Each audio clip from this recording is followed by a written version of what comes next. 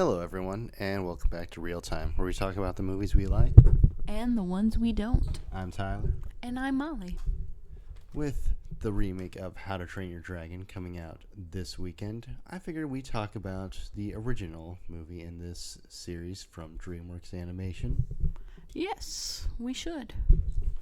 So, How to Train Your Dragon is a 2010 movie about a Viking boy, Hiccup, who finds a downed dragon near his home village. Now, everyone else in his village of Vikings absolutely hates and is afraid of dragons, so they kill him any chance they get. But Hiccup, on the other hand, well, he doesn't. He's a scared little boy. He's kind of wimpy, kind of snarky, but he's got a good heart, and he just doesn't want to kill dragons. Yeah, he's a good guy. He's a bit sympathetic, and it's easier for him to understand the feelings of others. So he's definitely not going to leap at the chance to kill a dragon. Now, these movies were based off of the books by Cressida Cowell. I haven't read them, but from my understanding, they don't really follow them too well. I have not read them either, so I cannot be a judge. Now, this movie stars Jay Baruchel as Hiccup. Pretty fitting voice for this character. He's just perpetually had the same voice for the last 20 years, so it fits that he plays this character who is a teenager, even though he's an adult. Yep. Mm-hmm. Gerard Butler plays his father, Stoic, the village chief. A very imposing figure, but probably one of the better dads in DreamWorks movies. The character arc he goes through during these movies really show that, well, yes, he was stuck in his ways at first. He was willing to change when presented with new information, and really grows to appreciate the dragons more after he realizes that they're really not too bad. Yeah.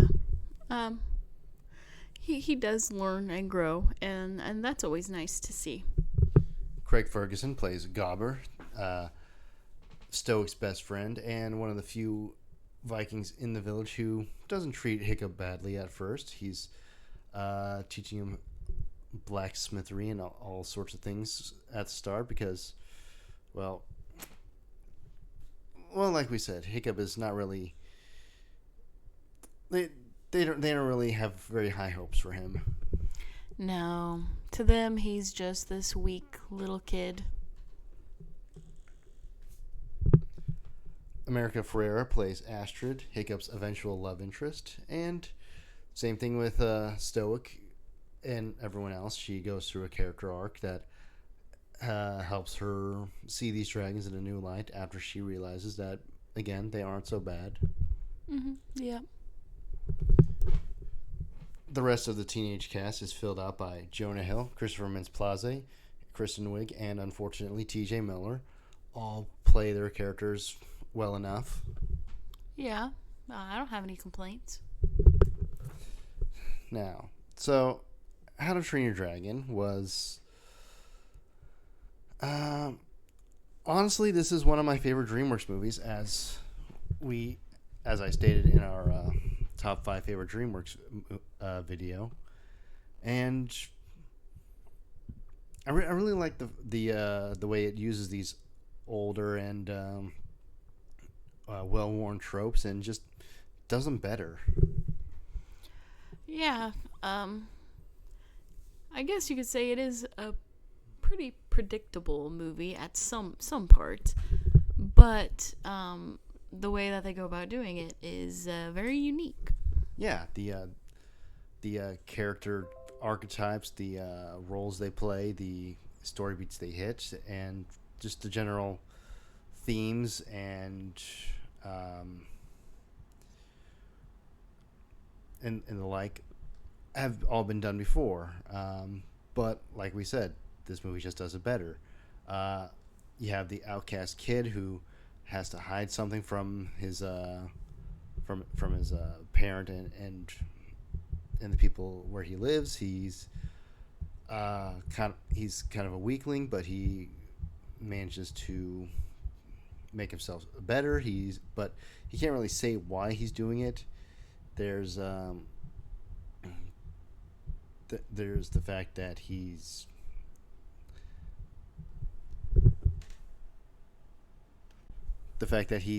more of a brain than really a brawn, as well. Just everything that this movie does has been done by countless movies before it. But the characters that are actually being used here are likable enough so where it doesn't really matter. Take for instance, Hiccup's dad, Stoic. Yeah, at first we see him as just this imposing figure who's disappointed in his son all the time, and later on, he disowns his son. But immediately afterwards, we see that he regretted his words and his actions, and that really speaks a lot to his character. Yeah, it sure does. He's a very strong, as in, well, how about well-developed character, I guess. Yeah, that'll say. do it. Yeah, because he's a weakling. We already discussed that. But yeah. And then there's the dragon that Hiccup shoots down and saves, Toothless, a Night Fury, one of the more feared dragons in this world. And honestly, he's not that bad. He's kind of adorable, really.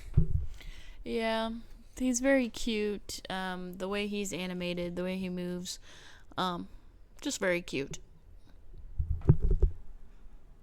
Yeah, he.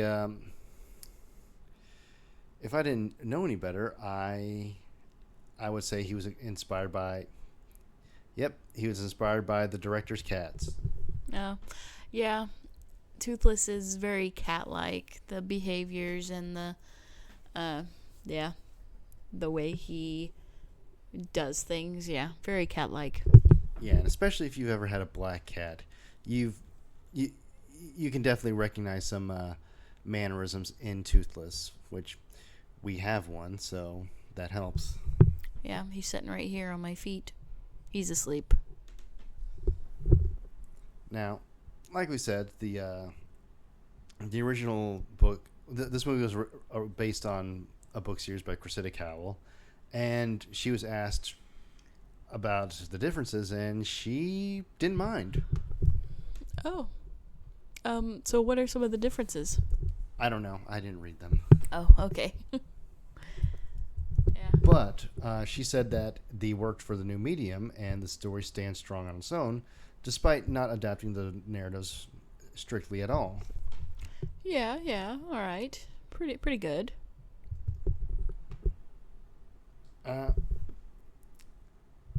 So the producers were concerned about how audiences would react to Hiccup losing his foot in the final battle, but the test audiences actually liked it because I would assume because it lent more to the stakes of the story and actually meant there was something to lose. Yeah, because I mean, if Hiccup got away perfectly fine, it's like were the stakes even that high? Here we see that this was a real danger, and it actually did take something from him that's gonna he's gonna have to live with that now. Plus, with Toothless losing half of his tail fin, it really connects them more. Yeah, it really does. I don't think I thought of that before, but yeah, you're right. Now, there's a few animation errors that made it in this movie that actually turned out for the better. Okay, like what? So the shot of Toothless opening his eyes after Hiccup found him down on the ground, after the wing temporarily blocked them, was an animation mistake, but they kept it in because it lent more of an eerie quality to the scene. Yeah, I'm trying to remember that part, but yeah, I guess so. Also, Toothless's hesitation to accept Hiccup's hand was a glitch in the animation software, but the animators kept it in because it was very well timed. Yeah, pretty good. Uh, Toothless's design was also meant to be more dog based rather than feline. Hmm. I get more of a feline vibe. Yeah, sort of like a salamander or axolotl meets a black cat. Yeah. I'd say so. And originally, the village elder, that little old lady in the movie, had a larger role, but I guess things just got lost in the journey from page to screen.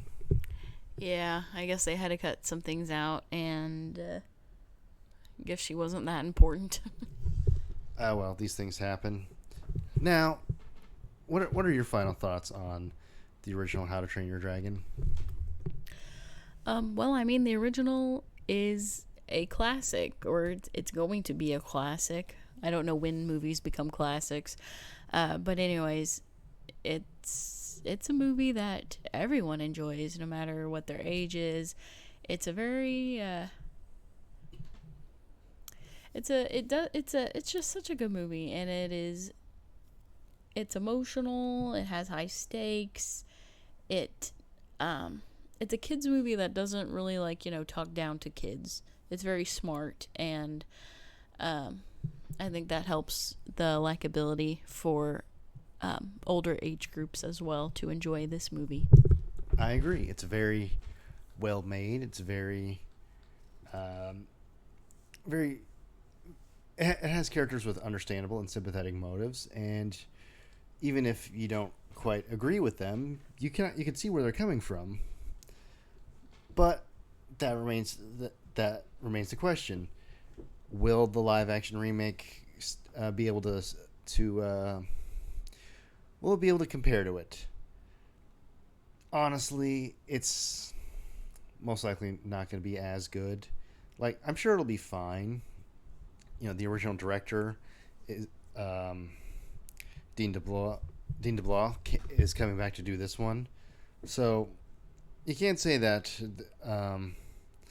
They're just getting any random director to just do it and crap out some sort of inferior copy. But at the same time, nothing is going to be able to beat the original. I mean, heck, they already have the sequel to it also planned to be remade, so I guess DreamWorks has a lot of high hopes for this. Yeah, I guess they're confident, but my hopes are not quite as high because from what I've seen of the trailers, it looks like it's just a shot for shot the exact same thing, which I guess isn't too bad. But also, I'm like, why even remake it? And I don't think it's going to capture the same emotions and feelings as the original. Probably not, but we'll see it when we go see it at the Chaffee Rock and Roll Drive-In. Yep, we will.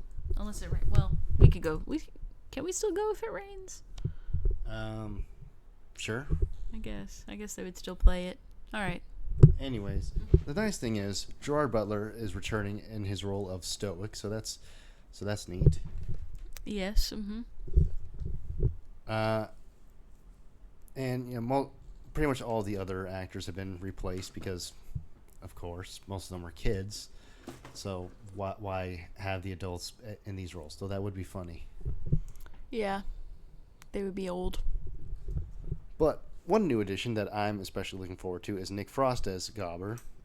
I think that Craig Ferguson could have easily just done it again because I love Craig Ferguson. He's one of my favorite late night hosts up there with Conan. I could see why they wouldn't do that. Yeah. Having said that, though, I love Nick Frost, so I can't wait to see him. Oh yeah, he's good in whatever he's in. Yeah, we'll see how that goes, and we'll catch you later. See you next time.